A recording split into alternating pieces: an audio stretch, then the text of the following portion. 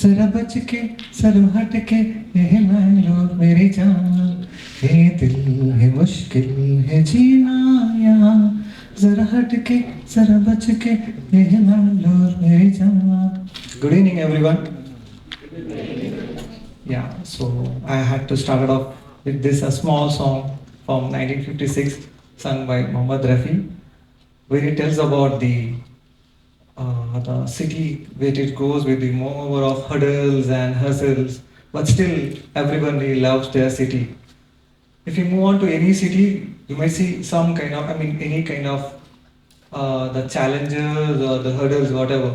But still, we still love our city with more passionate, but and present in a way. So my name is Waseem. So I handle a page. I'm the founder of Manglo Merijan, a social media impactful page of Manglo.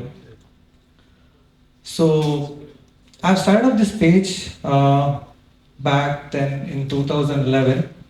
So that was the era when just like it was an era when the Facebook started. So Facebook was started in 2010 and 2011 they started off the pages profile. And I'm going to tell about the journey of Manglo Merijan in a bit. But before Manglo Merijan, who am I? So Waseem is nothing but a guy who was selling a newspaper in the street of Mangalore before the dawn, going around, uh, going around the streets of Mangalore from standard 6 till 10th. So he never dreamt of he will be standing today in front of the audience, especially TEDxNITK, and he never dreamt of he will be having a page, or he will be a founder of social media, or he will be kind of impactful in the Mangalore. He never dreamt of that. He didn't had any expectations as well. I was just living a life, whatever it is given to me.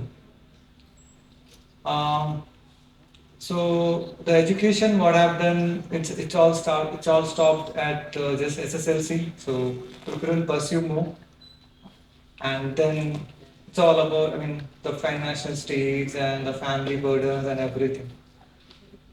So then what happens is like there's a luck factor, as it is said.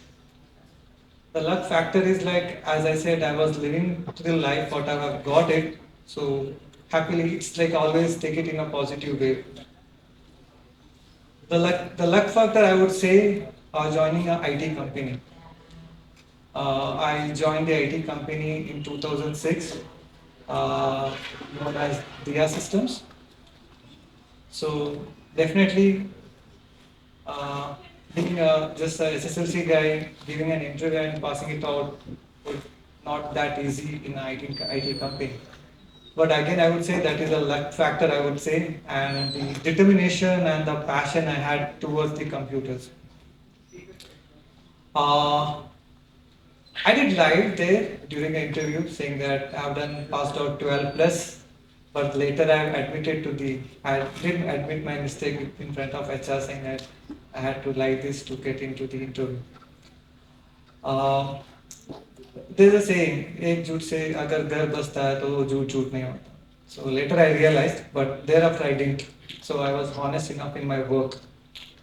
That was the early stage of my life, like 2006 I entered into IT, but when I started IT it was very difficult because I had a zero idea of computers. I had just basic knowledge, just to know how to run the mouse, keyboard, paint, word and everything. But the first 30 days of my training period, I have given my more than 100%, I would say 200%. So I did excellent there and got into this floor. On floor, I took every help of the people who are in and around to me, and did my best. And I started getting promotions as soon as possible. And the year passed by, and it was 2010. I was well versed in computers.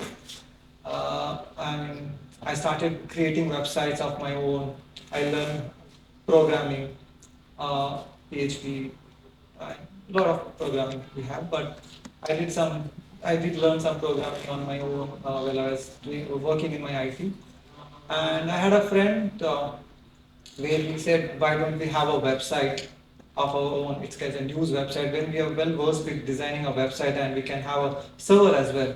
So that's when we started. That's when I created a website, me and my one more friend. And then creation of a website is done, but it was in 2010 and we had only Google AdWords and there were no any provisions to get the traffic. So we didn't had enough financial like to pay over on Google AdWords to get the traffic. Back then in 2011, we had a first Facebook page of Mangalore. It's known as Mangalore City. So where he had around 60,000 followers. So I approached him through a mutual friend of mine. So I would say that also a luck factor because that friend of mine, I met him in some event and we became very close. And then he suggested me, why don't you promote your website in this Facebook page, which is having quite a good followers. I met him and he mutually started sharing few of their articles in the Facebook page. But after a month or 2 months, unfortunately, the guy lost his Facebook page due to some copyright issues. But that guy, he didn't started the page again. I was in a way like situation now what to do. So I had no option to promote my website. That's when I got an idea of having my own Facebook page, and I was just sitting around and a fraction of second what to name the page. So just I thought for a while and gave the name Mango Merijan. So I just started. I didn't look back. I started. I don't know what's going to happen. I had zero expectation or zero like nothing to lose if I create a page. So I created a page and started getting good response. When I created a page, two things I kept in mind. So I'll not bring my religion there. I'll not bring any political things over there. So those two things I've always kept it away. And one more thing which I've kept in mind is like it would be a go-to page for every people who wants to get help. So I help a lot of people there. A lot of things I've got success rate. Success rate is really good. A lot of CSR activity we have done, I would say, in down the line. And yeah, so I kept it two things away and started uploading few photos. If I just upload the article, I would not get more of traffic. So I had to mix it up with the culture and the tradition what is there in Mangalore. For example, going to a temples, understanding the, I mean, when it was started, and if there is any puja happening there. I just went there and inquired, and I had to write it down, click a picture and upload. So I used to get good response for that because 2011 it was just early stage of social media. People used to love a smallest of smallest content, even though the picture is blurred. I didn't even have a proper smartphone. I had to pull up my friend. Let's go to this location, or I have to take his. I used to take his phone and go there, click a picture, draft small caption. Lost like interest in writing articles for a website because we were not getting good traffic. Then I just closed that website. But then I just continued working on the Facebook page. I took a momentum after 1 or 2 years because people started messaging, appreciating. I got a lot of calls. I started doing CSR activities. I just like anything, any kind of people message me there saying that we need a blood. So I started publishing there, and people immediately used to respond and get the blood. People used to say, I lost my wallet, I lost my pet. Every small request. I knew that these people can't go any other mainstream media and take the help. So I always keep myself in the other side part of this person who is contacting me, how stressful he may be contacting me, taking the help, and I shouldn't deny his request. I always tried my best to convey the person, and yeah, I would definitely help you. And I have lot of people there, and it went on till I was all alone managing the page till 2017. And 2018, I was like where we 2017 I lost Facebook page, which was almost close to 2 lakhs followers. So that was a I could say for a day I thought I think that was end of my Instagram. I mean sorry Facebook. I tried my best to retrieve the page back, but unfortunately I couldn't get it because it was a copyright issue. 2000 then after 30 days I started my page back again from zero. Now I have in Facebook we have around 86,000 followers, but simultaneously Instagram was in the starting stage in 2017. There were no much followers there, but I had around 2000 followers, and 1000 followers I started handling Instagram because I had nothing like in my mind like expecting anything, but I was just uploading, going everywhere, spending out of my pocket, going to small petty shops, uploading them, and then I see them smiling. Next day people rush around there having food and everything. I started covering every small event, just going there. It's like sleepless nights, I would say, because I had my family, then working in the night shift in IT company for 9 hours, and going around covering the every day. I had made sure at least I have never missed a day without a post, unless when there was a strike down, or else every day I had made sure there is some post. At least back then, like uh, back then, like getting up in the morning. Oh my God, what to post now in the morning? Something has to be very interesting. It's like it was a part of my life, and I had to upload something where people will think have makes them a day, maybe breakfast, maybe something, some pictures of Mangalore city roads, if it is a rainy day or whatever, or if there is something interesting news going around, then it's well and good, I don't have to worry. But if there is nothing going around, I'll have to think of something. In 2019, again I lost my page. Again I lost my page. Again I came to zero. But then it was just before the COVID. In 2019, again started it from zero, and again the mistake is same. It was a copyright issues. A second repeated mistake, I would say. From 2019 till now, so far, touchwood, we have grown from zero to 280K followers. That's in and around Mangalore. I have my partner now, so he's not along with me today. So his name is Raghav Nayak. So I met him in my office via systems there. But in 2020, I guess, COVID hit, and we were all home. Of IT work is also from home, and during COVID, we did a lot of activities, being sitting at home. We were part of commissionerate and I mean DC or MCC, like sharing the information of when it's opening. There was a lockdown. We helped. We have distributed more than 500 kits by just sitting at home. We did a networking. We raised the fund through the Instagram, and wherever people they messaged us, they called us. And for example, we were not supposed to go out because it's a COVID. And what I did is like in that locality, for example, the locality was Srotkal, and I used to put up a asking like if there anyone who is near to this location, there is a gate.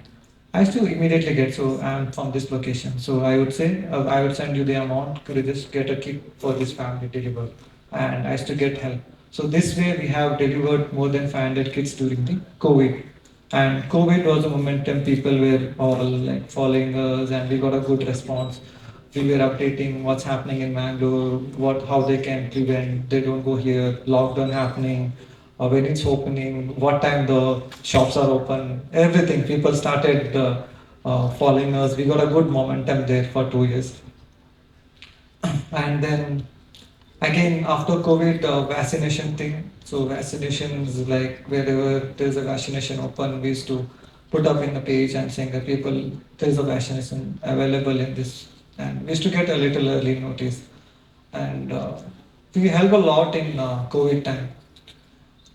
And that's the part of Instagram. And then now we're all team. I have an office in Bangalore, with Tudor, and we have a team of 10 people.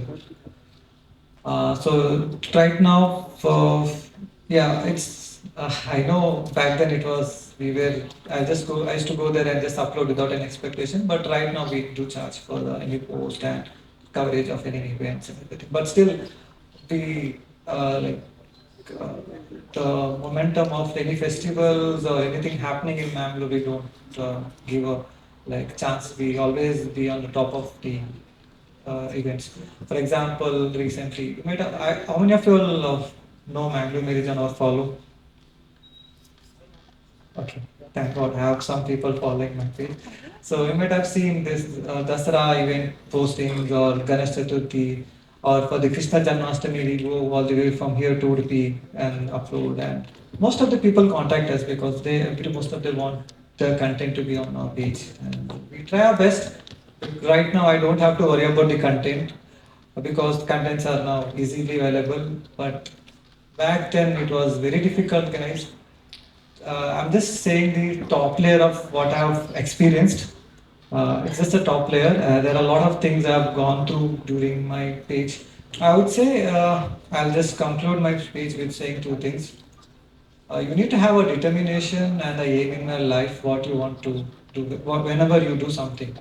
It's not that you do, I have never seen any vision in my life. I just did whatever is there currently in front of me. So I just did the best, give my more than 100%, and